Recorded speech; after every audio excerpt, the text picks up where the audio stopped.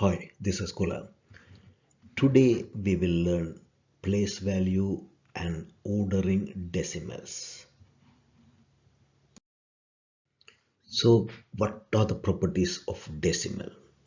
So, mainly the decimal points are used to separate the whole number from part of the whole number. If anything less than 1, then that is going to be after the point. The point is called the decimal point. So 176.27 is a decimal number. So the decimal number can be positive or negative as well. Like whole numbers, decimal can be positive or negative, but they will be having the dot and they will be having the less than unit part after the dot. Also, any decimal can be converted as fractions or percentages. Decimal, percentages and fractions represent full number and full and part of the number. So 1 is a whole number. You can write that one as a decimal 1.0. It's same as, but only the presentation is different. So 1 point can be write as 1 and 1 over 2 as fraction, or it can be write as 150 percentage. So decimal numbers also have place values.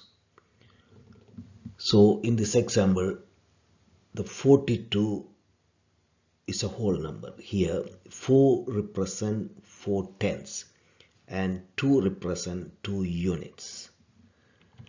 So similarly, the decimal number, if you take 2.78, 2 is a unit, you know that one. But after the point, then they will have another place value names.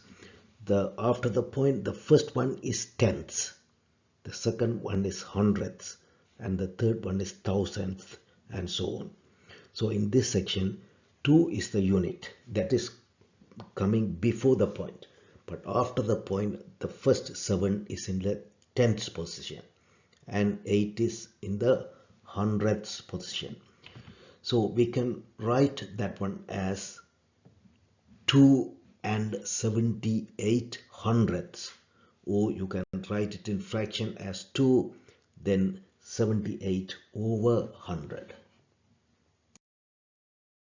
In this lesson we will see how we can order decimal numbers. So here you have 4 numbers. A is 3.72, B 3.7, C 3.07 and D 3.764. How to order them? So if you want to order them from smallest to largest or largest to small, the first part is you have to place them in the place value table. So where the columns has to align, the units has to align, the decimal points has to align, all other columns has to align. So here the 3.72, the 3 is the unit, 7 is in the tenths position, 2 is in the hundredths position. 3.73 is in the unit position, 7 is in the tenths position, and so on. So the second part, what you have to do, you have to place the empty cells as zeros. So you have to make sure all numbers have similar number of elements in there. So now you have to find if you want to find the smallest to largest, then you have to find the smallest number from left to right. So left to right, tenths, there is nothing in the tenths, so you don't need to worry about tenths. So if you look at the units, then all are 3. You can't make any decision. You don't know which one is smallest. So the dots, you don't need to worry about the dots.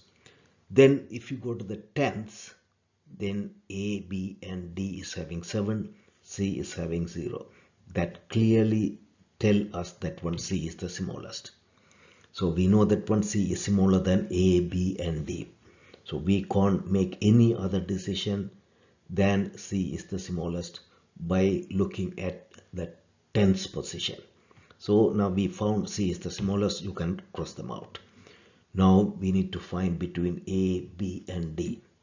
In the tens, A, B and D having value 7, therefore we have to move into the other column. The next column is hundredths column. In the hundredths column, B is 0, A is 2 and D is 6.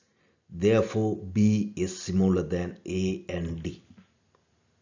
Okay, because it is 0. Now in comparing to A and D, A is having 2, therefore the next smallest is A. So we can cross them A, so the largest one is D. So now you know the order. It will increase in order: C, then B, then A, then D.